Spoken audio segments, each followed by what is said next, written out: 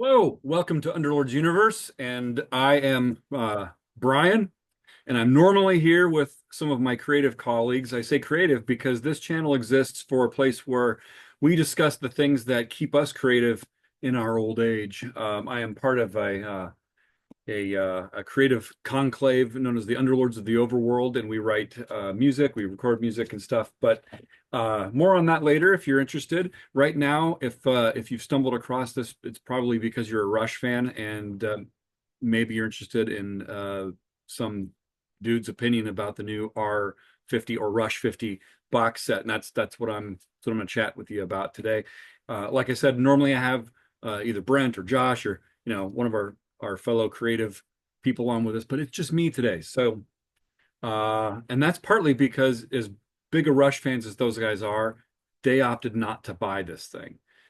So they left it to me to do a review. So anyway, that's what I'm going to do. I'm going to try to keep it short and hopefully we have something, hopefully I have something to say that some of the other reviewers haven't said before. So what I'm going to do is basically just do a quick thought about the whole idea of compilations in general, and then kind of like the good, the bad, and then I actually have a thought about what they could have done instead. Maybe a bit of a missed opportunity. So, as most of you that are Rush fans have seen, there is the set. As you can see, I got the $100 4 disc version. I did not choose to buy the Super Deluxe with the vinyl and the additional book by Fantunes, though I admit I did want the Fantunes book. If you're not sure what that is, the Super Deluxe, which came with CDs and vinyl, came with an additional hardback graphic novel done by the fine folks at Fantunes. And basically, what it is, it's kind of like a graphic novel of Geddy and Alex talking about every single album that they ever recorded. I think that would have been really cool. I would have liked to have had that. But given what's actually on this set, that would have been paying nearly $400 for a graphic novel, and I'm just not going to do that. So, um, at any rate, I had to struggle with the idea of do I buy this at all because I am generally not one for compilations. I have every Rush album in both vinyl and CD format already. Why do I need a compilation? And the reality is I don't. But there are some nice things about this. So let's get to it. So first of all, as a compilation, it spans the 40-ish years of Rush's career. And I say 40-ish because there's some stuff from 73 on here, and it goes up through 2015 with their final show with Neil Peart and their final show as a band. So in that sense, it's really 40, 1 years, but it's 50 years since the band officially had the release of their first album. So I guess that's why they're calling it Rush 50. And there are two really nice essays in here that are nice reading for diehard fans. There's a lot of new artwork by Hugh Syme. Maybe other reviewers that you've seen have shown that. The artwork kind of reflects each of the individual songs that are in it. Each one kind of says what the artwork. Oh, that's just for the song Witch Hunt, which is, anyway, it is kind of bizarre. There's one piece of artwork, not for a song, but for Counterparts, the album. So that seems kind of like a weird artistic outlier, but at any rate, so when they put out a compilation like this, is this for diehard fans? As a diehard fan, I've got this stuff. So why would I buy it? If I'm a casual fan, why would I buy a 4 disc set that I can stream? The stuff's already out there. Personally, I'm just not sure who the target audience is for this.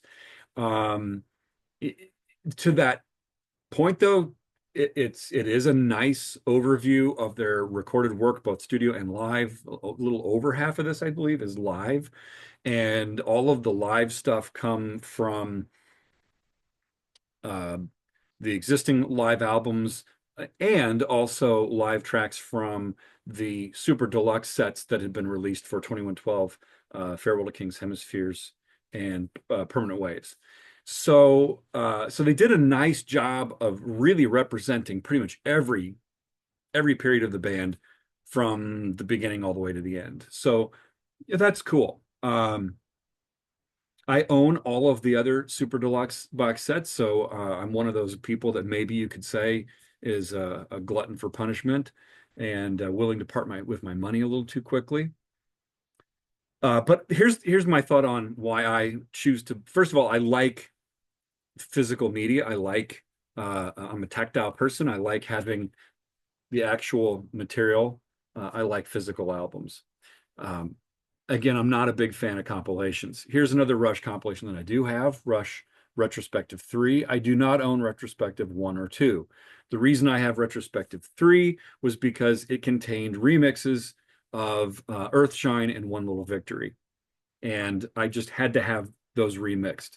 And those were remixed by Richard Chicky, and this was before they remixed the whole album with David Bottrell, the whole Vapor Trails album. So that's an example of why I might buy um, a compilation album or a best of album, is the little extras along the way. And that leads me to the good, the bad, and the missed opportunity here. So bear with me here. Okay, like I said, the pros, nice couple essays in here along the way.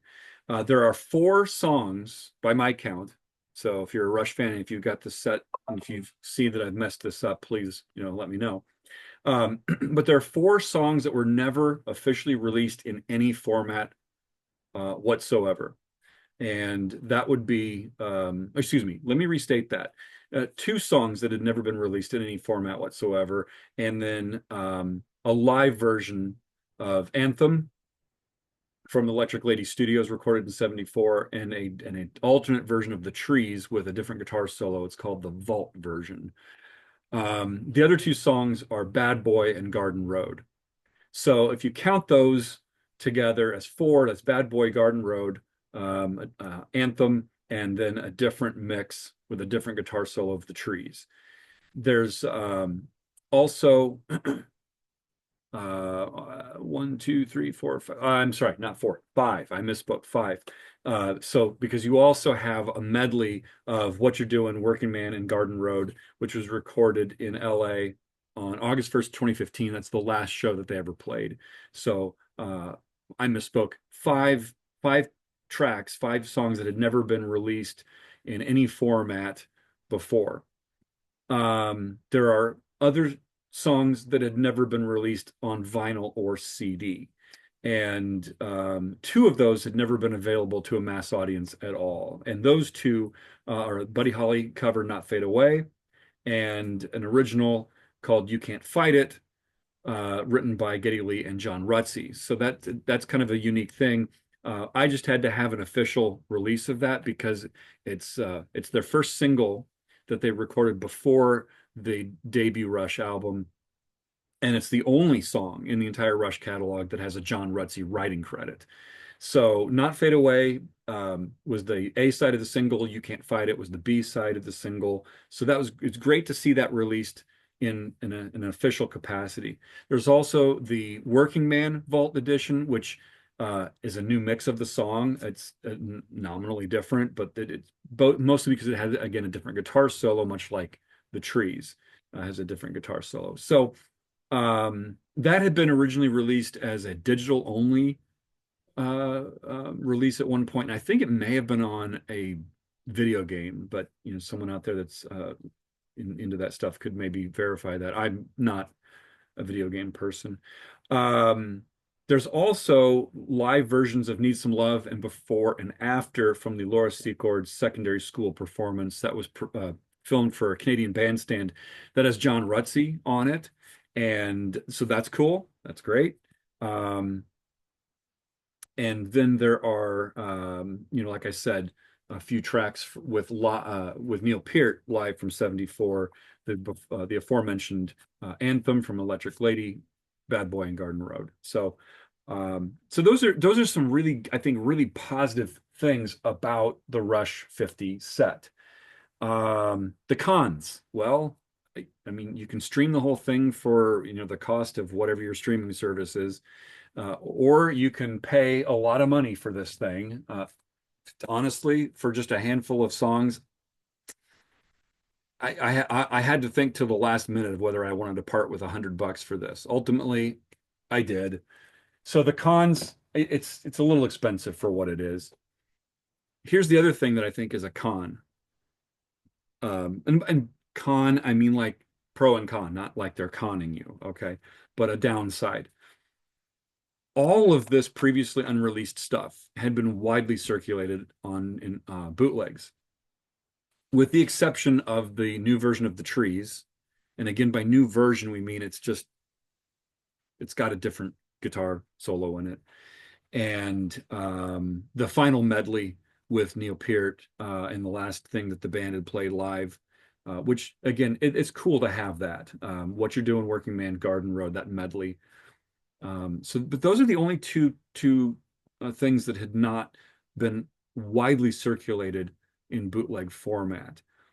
All the other stuff had Bad Boy and Garden Road from the Agora Ballroom show from Cleveland, 1974. Uh, my colleague Josh had a vinyl of that decades ago. And I have that show in CD format right here. And not only does it have those two tracks, but it also has Fancy Dancer on it and some other tracks that were rarely played live, like Here Again. Um, you know, so there's still technically stuff out there that has not officially been released, which, there's room for that out there. The Electric Lady recording is right here. Again, a bootleg of it. So Anthem comes from that. So I had that available. And this also has on it the Not Fade Away and You Can't Fight It single as well. So all of that stuff had been kind of sitting around for quite some time. Uh, for me, having officially mixed and mastered versions of this on an official release, it was worth grudgingly parting with the $100 for it. But those are, as I see it, some pros and cons about the set in and of itself. Now, here's where I'm going to go to a missed opportunity. While I get marking their 50th anniversary, so to speak, because they're no longer a functioning band, but it is 50 years since the debut of the first album. A retrospective does make some sense, so I get it. I'm not knocking them for putting out a 50th collection with 50 tracks that covers the entirety of their career. That's cool. But personally, and I don't know if there would have been a market for this, but I would have loved to have seen a super deluxe edition of the debut album. Now, I know a lot of people out there, Rush fans, would say, well, why in the world would you do a super deluxe box set of the debut Rush album? It doesn't even have Neil Peart on it. I mean, it wouldn't sell. Who would buy that? But hear me out. So, first of all, there actually was a boxed set, a kind of version of it reissued, maybe 10 years or so ago, and it has the red logo as opposed to the pink. This was on the Moon Records label, and the Moon Record label here is reproduced. And I thought that was a nice touch. Pretty cool. When I started buying vinyl again, this was actually the first new vinyl I bought in a long, long time. And it comes with a few extra, like just little pictures, cards of the band, there's John Rutsey, for example. And that's about all that's in this. And what I would have done, what I would have liked to have seen, is I would have liked to have seen a 50th anniversary box set of a new Rush debut album. But I would have asked, first of all, I would have asked Hugh Syme to do like his rendition of this iconic explosion logo. I think Hugh Syme could have come up with something really, really flashy on that. Second, I would have included a replica or a 45 of You Can't Fight It, backed with Why is my Break, excuse me, Not Fade Away with You Can't Fight It. I would have liked to have seen, the 45 of that along with the vinyl of the debut album. But I would have also included the entire shows of the Laura Secord Elementary School or Secondary School, excuse me, Laura Secord Secondary School performance, which does exist. We know it exists because the video of it had been released on the R40 kind of DVD set. So having the audio of that entire show in on CD and or vinyl format would have been really, really cool. But you could have also expanded it out into the Neil Peart era, of course, because Neil joined Rush right after the release of the debut album. And so it could have been the one release that's like celebrating, you know, Lee, Lifes, and Rutsey and Peart, because you could have had the entirety of the Agora Ballroom show on a super deluxe edition of the debut album. And I'll just read you the track listing. It's Finding My Way, Best I Can, Need Some Love, In the End, Fancy Dancer, In the Mood, Bad Boy, Here Again, Working Man, Drum Solo, What You're Doing, Garden Road. You could have also included the entirety of the Electric Lady performances at Electric Lady Studio, which again also has Neil Peart. Finding My Way, Best I Can, In the Mood, Anthem, Need Some Love, Fly By Night, Here Again, Bad Boy, again, and then a long 12 plus minute version of Working Man. That would have been really, really cool. Never mind the fact that there's actually a version of Best I Can with John Rutsey on drums on the Laura Secord Secondary School performance. So I think there have been some really cool novelty kind of pieces in there that would all fit together into a really nice package celebrating the very first Rush album and the subsequent tour that followed, their very first full tour. I think that would have been really, really cool. I would have been much more interested to see that, with maybe a book that just focused on just those early days with maybe some pictures we hadn't seen before and things like that. That's what I would have preferred over the Rush 50 set, but that's just me. Now, maybe something like that wouldn't have sold. Maybe there isn't a market for that. There's one other possibility that they could have thrown in with that is they could have done a reimagining of the Rush Archives set, which of course came out, I think it's 78, 79, and it was basically a reissue of the debut album Fly By Night and Caress of Steel.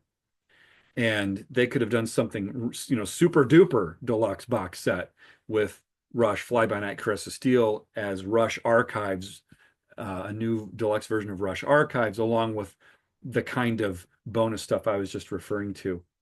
So personally, I kind of grudgingly gave up my $50, or excuse me, my $100 for the Rush 50 box set. I think it's good. It's not exactly what I would have wanted, but we can't all have exactly what we want. So at any rate, if you think that I'm somewhere close to reasonable about what I would have liked to have seen instead of the Rush 50 box set, I'd like to see your comments. So feel free to put them below. If you thought that this was a video worth your time, I had a comment, like, subscribe. Like I said at the very beginning, I'm normally up here with my colleagues, Josh, Brent, and some of the other guys. We are part of a kind of cabal of like-minded individuals that write and record stuff. We are just releasing the physical copy of our newest album, Lottery of Your Life.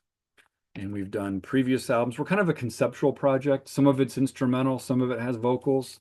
It's all available on Bandcamp to explore. It's all available on the streaming services. Our bass player also wrote a fictional kind of backstory for the band. We love bands that have interesting stories. We are not very interesting people. So Josh, under his pen name H. Prescott Lemon, wrote an extensive multi-series history of the band, or not really a history, but a fictionalized story of the band. It's farcical. It's fun. It's great. I love it. And there's a spin-off series he wrote about a group of kind of misfit occultists known as the OAO.